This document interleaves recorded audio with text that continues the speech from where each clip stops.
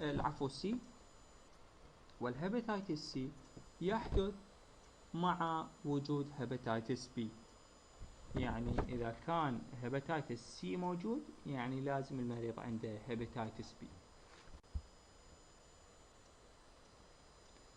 و over jaundice is seen in about 5% من البيشنت يشاهد فيهم اليرقان.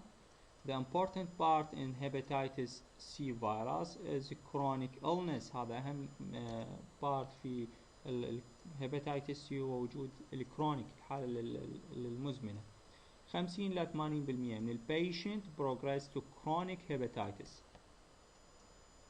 من مجموع الإصابات 50 إلى 80% من المرضى يعني ينتهون بهم الحال إلى الكرونيك هيباتيتس. إذن الهيباتيتس سي مثل ما تلاحظوا أمامكم حجمه من 50 إلى 60 نانومتر، single strand RNA genome, enclosed within a core and surrounded by envelope، أيضا محاط بغلاف. It is member of Hepativirus genus من family Flaviviridae. إذن هذا من عائلة Flaviviridae، والفيروس المسبب هو Hepativirus.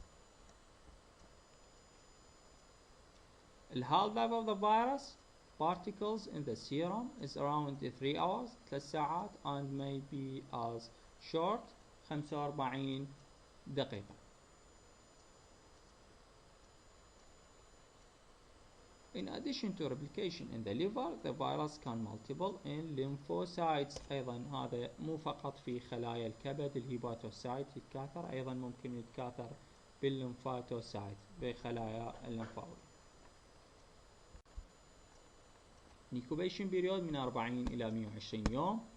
والمود of transmission intravenous drug used.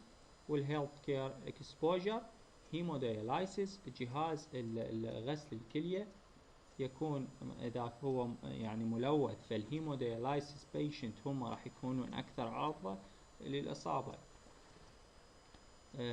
accident injuries with needles sharp، يعني إذا الحوادث صارت والنيدل تكون ملوثة راح يكون أيضا منتقل لهم الفيروس.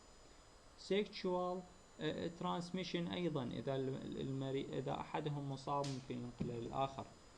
multiple sex partners، و verticals transmission اللي هو verticals من المادرز للبيبي مالتها أيضا ينتقل.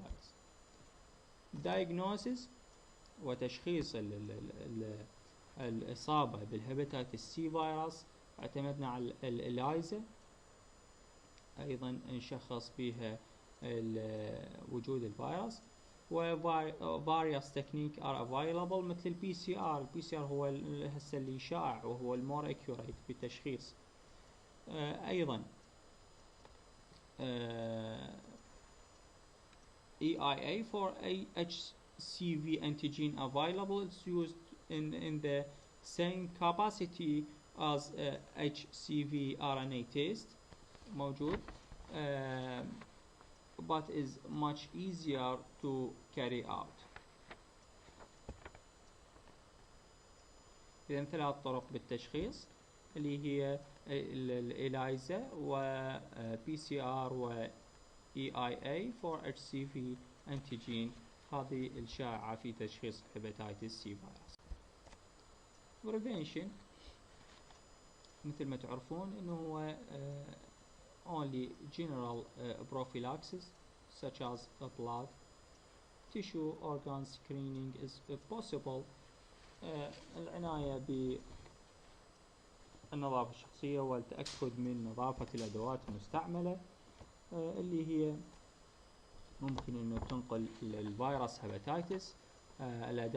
أدوات الحلاقة، الموس، النيدلز المستعملة يجب أن تكون disposables يعني جديدة.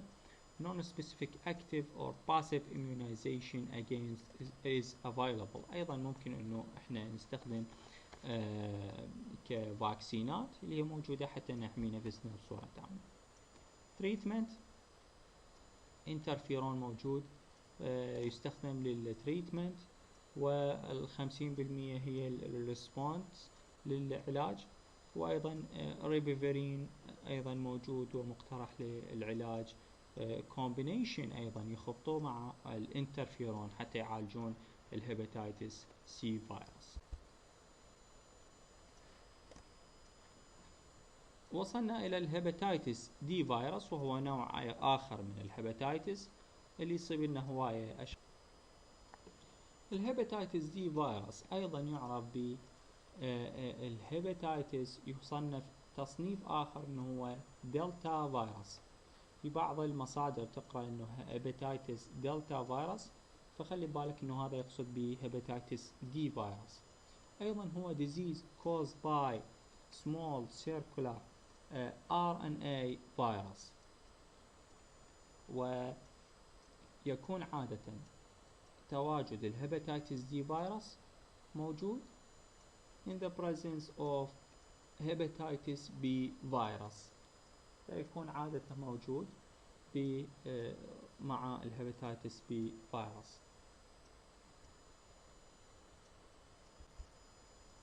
مثل ما تشوفون الهيباتيتس دي فيروس spherical 36 إلى 38 نانومتر in diameter, particles with an outer coat composed of يحتوي على الانتيجين وهو السيرفيس انتيجين hepatitis B surface antigen surrounded by a single strand RNA genome.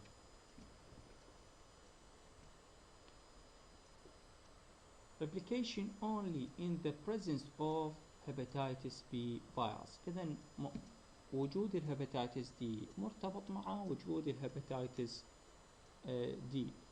هيباتيتس دي موجود، لازم موجود وياه هيباتيتس بي فيروس حتى يصير ريبليكيشن وتضاعف الفيروس. الانكوبيشن بيريود مالته 2 إلى 12 أسبوع، والمود اوف ترانسميشن مالته يعتقد انه هو similar to the hepatitis B virus and not appear to be sexual transmission disease، وغير موجود ب sexual transmission. clinical feature، حال أي إصابة أخرى بالهيباتيتس، وقلنا نفس علامات الهيباتيتس دي infection بي infection اللي هو جاندس وانوركسيا وفوميتنج، أيضا يصير بال بالستول، وأيضا دارك براون يورين وفيفر إلى آخره من العلامات.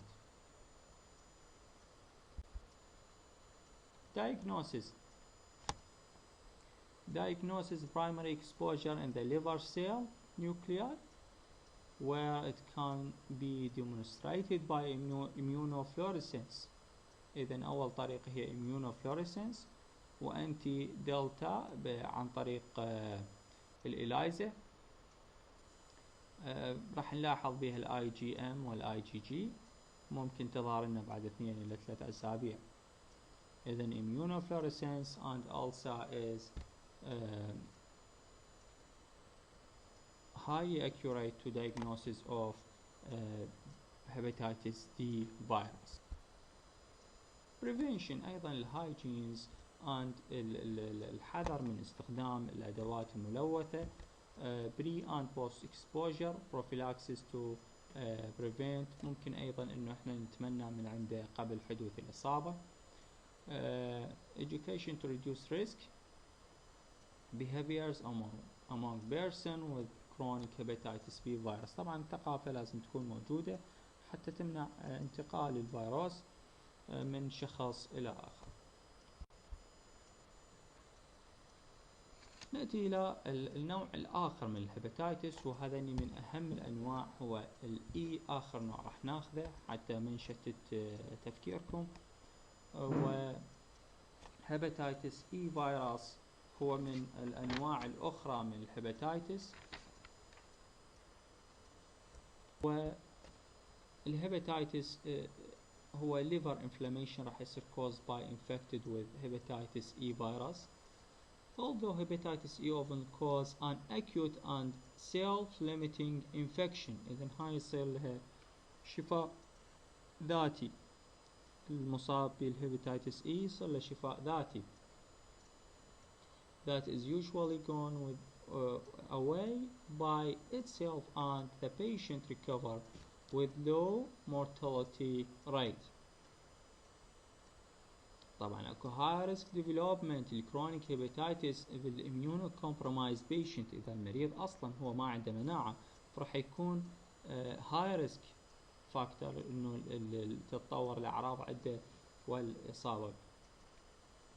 الهيباتيتس E occasionally develop into acute ممكن يصير acute و severe liver disease and is fatal in about 2% من الإصابات. 2% من الحالات هو راح يكون بمميت. In pregnant women the disease is more often severe and is associated with a clinical syndrome called fulminant hepatic failure. إذن النساء اللي هم حوامل أو pregnant women راح يكون بها العلامات شديدة ومصاحبة بسيندروم أو متلازمة تسمى fulminant hepatic failure. طبعا الهيباتيتس E فيروس هو مثل ما تعرفون non enveloped ويتراوح حجمه من 29 ل 32 نانومتر in diameter with single strand RNA genome. The surface of the viron show indentation and spikes موجودة بستراكشرات. والفيروس is very labile طبعا classified in the genus herpes virus under the family calciviridia. طبعا الكالسيفيريديا هو المسبب مالته و الريفيرزور هو البيجن. والخنازير تكون حاملة للمرض أو خازنة للمرض بدون أي علامات. الانكوبيشن بيريود من 2 إلى 9 أسابيع.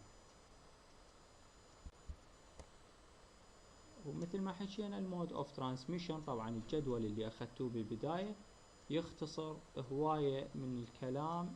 ممكن اذا حفظت الجدول فانت تسيطر على كل الانواع من الهيباتيتس اللي هسه احنا اخذناها. وانا حاط لكم الجدول في بداية المحاضرة والباوربوينت اللي اخذناه فهو راح يختصر لك هواية اشياء. طبعا المود اوف ترانسميشن fecal oral route due to fecal contamination of the water supplies or food. person to person transmission هو uncommon يعني غير شائع انتقاله من شخص إلى شخص. diagnosis أيضا بالإلايزا يحددون تحديدا ال IgG and IgM antibody using recombinant and synthetic peptide antigen. prevention طبعا avoid drinking contaminated food and water. طبعا أكون حذر في تناول الأغذية لازم تكون من أماكن نظيفة. أيضا vegetables الفواكه تكون مغسولة جيدا حتى أكون إنه يعني مطمئن من مصدرها. وأيضا بقية النظافة والنظافة الشخصية أيضا لازم تكون موجودة حتى نمنع انتقال المرض وأكون أنا في السيف سايد. وفي النهاية حاب أقول لكم شكرا لانتباهكم ومتابعتكم وبكل لغات العالم. شكرا لكم.